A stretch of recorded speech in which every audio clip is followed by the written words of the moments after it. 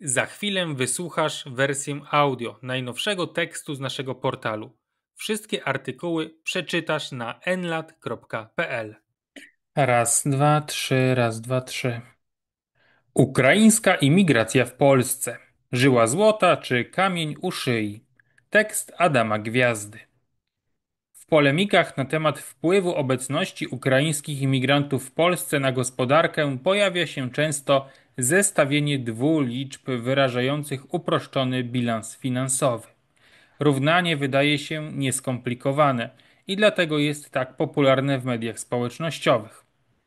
15,21 miliardów złotych wpływów z podatków i składek minus 2,8 miliarda złotych wydatków na program Rodzina 800+, co daje rzekome 12,41 miliardów złotych do przodu. Na pierwszy rzut oka wygląda to na prostą korzyść dla budżetu państwa. To jednak manipulacja, która pomija kluczowe elementy analizy ekonomicznej i budżetowej. Jaka jest prawda? Wyjaśnijmy krok po kroku, dlaczego taka kalkulacja jest myląca, opierając się na danych, analizach i raportach m.in. BGK, Deloitte dla UNHCR-u, Ministerstwa Finansów, ZUS-u i NBP. Co do wiarygodności tych raportów i analiz, to nawet jeżeli są one niedokładne lub celowo zakłamane, to zawsze in plus, to znaczy na korzyść tezy o pozytywnym wpływie imigracji ukraińskiej, a nigdy in minus.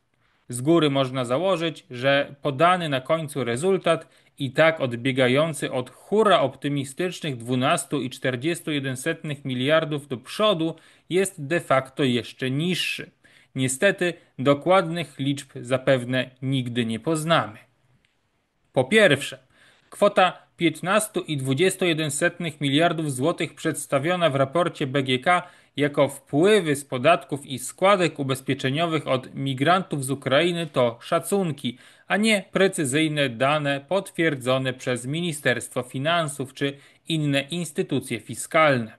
Szacunek oparty jest na modelach ekonomicznych, uwzględniających nie tylko bezpośrednie podatki PIT, CIT płacone przez Ukraińców, czyli około 2,4 miliardów złotych, ale także składki ZUS-u i NFZ-u, czyli około 5 do 6 miliardów złotych.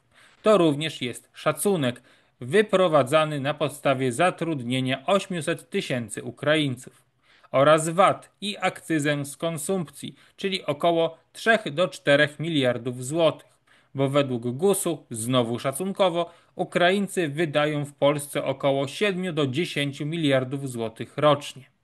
Do tego dochodzą efekty pośrednie, np. podatki CIT płacone przez polskie firmy, które zyskują na pracy Ukraińców. Wzrost PKB od 0,5 do 2,7% dzięki nim, według raportów Deloitte i BGK. Problem polega na tym, że tylko bezpośrednie wpływy z PIT-u i VAT-u od Ukraińców to dane uzyskane przez Ministerstwo Finansów. Reszta to szerszy efekt mnożnikowy na podstawie analitycznych modeli ekonomicznych, na przykład wzrost gospodarczy generowany przez ich pracę i konsumpcję, a nie pieniądze wpłacane bezpośrednio przez Ukraińców do budżetu. Samo Ministerstwo Finansów w 2024 roku podało, że bezpośrednie wpływy z PIT-u i VAT-u od Ukraińców to około 2,4 miliardów złotych, a reszta kwoty, czyli 12,8 miliardów złotych, to szacunki efektów pośrednich, takich jak podatki od firm czy konsumpcja. Ministerstwo nie prowadzi dokładnej ewidencji podatków płaconych wyłącznie przez Ukraińców, co zmusza analityków do korzystania z modeli. Kwota 15,21 miliardów złotych zawiera wpływy z uiszczanych przez firmy podatków, które nie są bezpośrednimi wpłatami Ukraińców, lecz efektem ich pracy i konsumpcji. To sprawia, że liczba jest zawyżona w kontekście podatków płaconych przez Ukraińców. Wyjaśnijmy ten błąd logiczny na prostym przykładzie. To tak, jakby policzyć całościowy zysk z sektora turystyki, w tym wpływy z hoteli oraz podatki od firm, ale przypisać go w całości tylko turystom, którzy wszak nie są jedynymi płatnikami netto branży. Manipulacja polega na przedstawieniu szacunkowej kwoty jako stuprocentowego wpływu od Ukraińców, ale bez wyjaśnienia metodologii. Podana kwota nie odzwierciedla absolutnie żadnej obiektywnej informacji, ani in plus, mało prawdopodobne, ani in minus. Szacunki różnią się w zależności od źródła. Deloitte dla UNHCR-u szacuje wpływy na 10 do 12 miliardów złotych, a NBP na 8 do 10 miliardów złotych, co pokazuje brak jednolitości w metodologiach. Odrzućmy propagandę, co mówią twarde dane. Co ciekawe, jeden z sygnatariuszy raportu, Jarosław Dąbrowski, członek zarządu BGK odpowiedzialny za strategiczne aspekty banku, niedawno odwiedził Ukrainę w związku z otwarciem przedstawicielstwa BGK w Kijowie, co podkreśla polityczny wymiar analizy. Ten sam Dąbrowski stwierdził, że, cytat, napływ migrantów z Ukrainy to kluczowy czynnik kształtujący polski rynek pracy i gospodarkę. Koniec cytatu. Raport nie kryje zresztą politycznego, proimigracyjnego stanowiska, co pozwala wątpić w jego obiektywność. BGK, jako instytucja państwowa, jedyny bank spółdzielczy w Polsce pod nadzorem Skarbu Państwa, nie pozycjonuje się jako wiarygodny głos w dyskusji o wpływie imigracji na gospodarkę. Sam dokument wpisuje się w szerszą narrację, z góry przedstawiającą imigrację jako korzystną w obliczu kryzysu demograficznego. Nie jest obiektywnym dostarczycielem niepodważalnych danych, ale uczestnikiem kontrowersji i jedną ze stron polemiki. Po drugie, wydatki 2,8 miliardów złotych to tylko wierzchołek góry lodowej. Kalkulacja pomija gros kosztów generowanych przez imigrację. Kwota 2,8 miliardów złotych podana jako koszt programu Rodzina 800+ dla ukraińskich dzieci w 2024 roku jest tylko częścią całkowitych wydatków związanych z obecnością imigrantów z Ukrainy w Polsce. Skupienie się wyłącznie na tym programie w debacie publicznej w kontekście bilansu zysków i strat jest manipulacją, ponieważ pomija inne znaczące koszty, które łącznie są szacowane na 10 do 15 miliardów złotych rocznie lub więcej, nawet przez najbardziej przychylne raporty, mające interes polityczny lub ideologiczny, np. BGK, Deloitte czy Forum Obywatelskiego Rozwoju. Przyjrzyjmy się kilku z najważniejszych elementów, opierając się na dostępnych danych, w tym na raportach rządowych i niezależnych. 1. Koszty programu Rodzina 800+, 2,8 miliardów złotych. Kwota 2,8 miliardów złotych dotyczy wypłat dla około od 247 do 292 tysięcy ukraińskich dzieci w 2024 roku według danych ZUS-u i Ministerstwa Rodziny i Polityki Społecznej.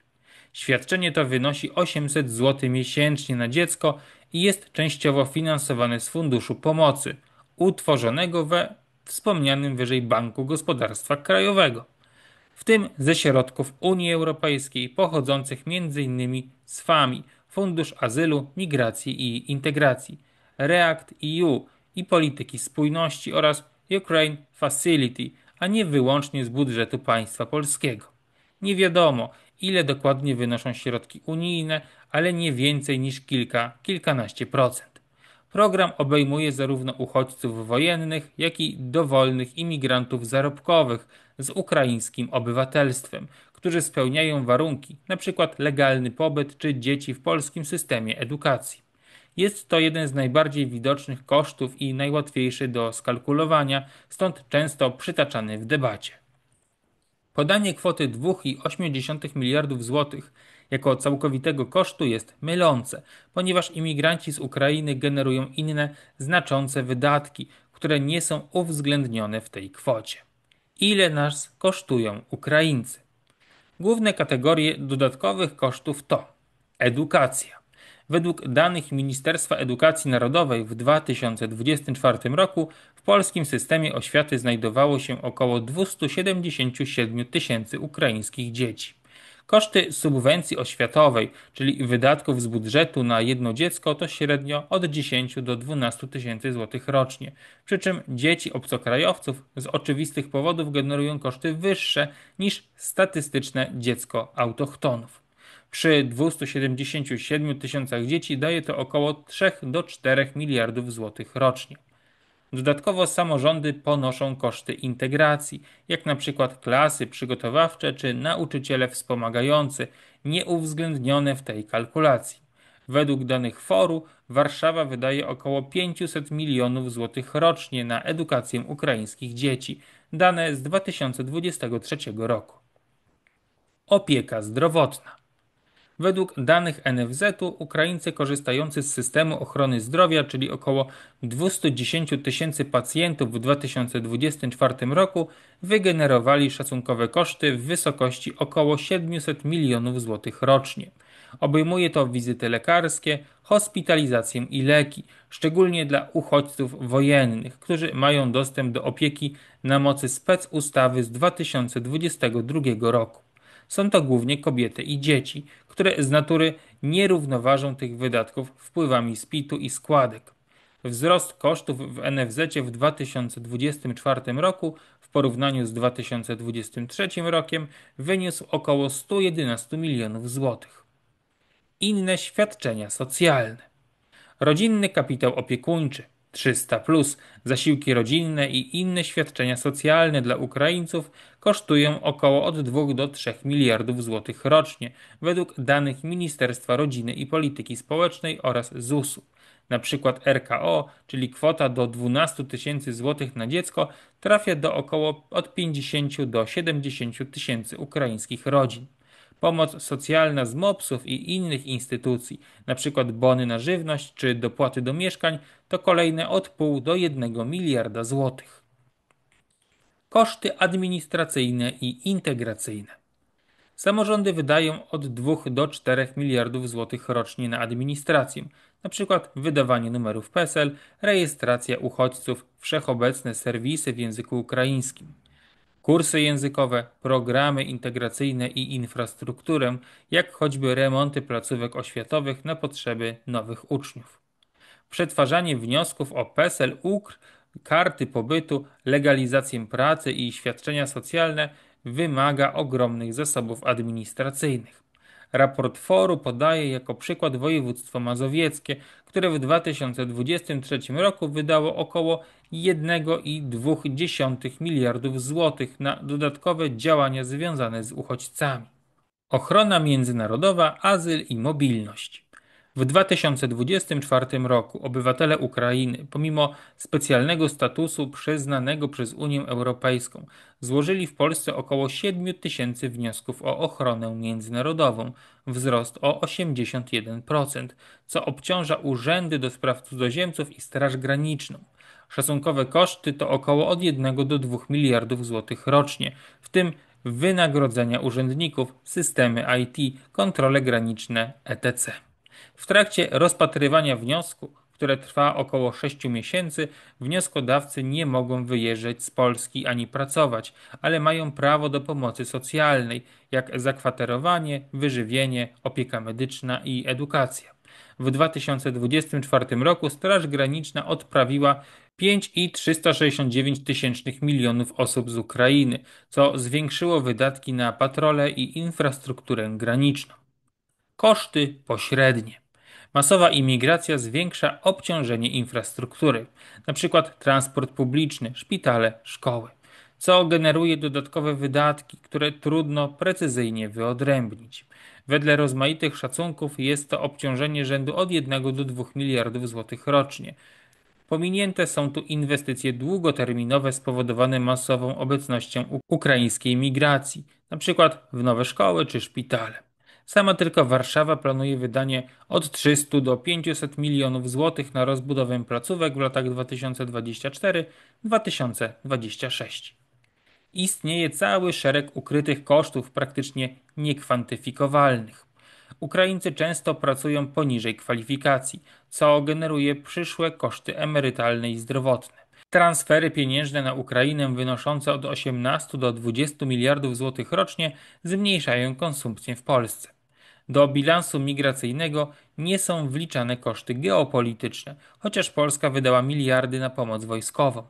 Migracja wpływa na dumping płacowy, co odbija się negatywnie na innowacyjności polskiej gospodarki w perspektywie długoletniej.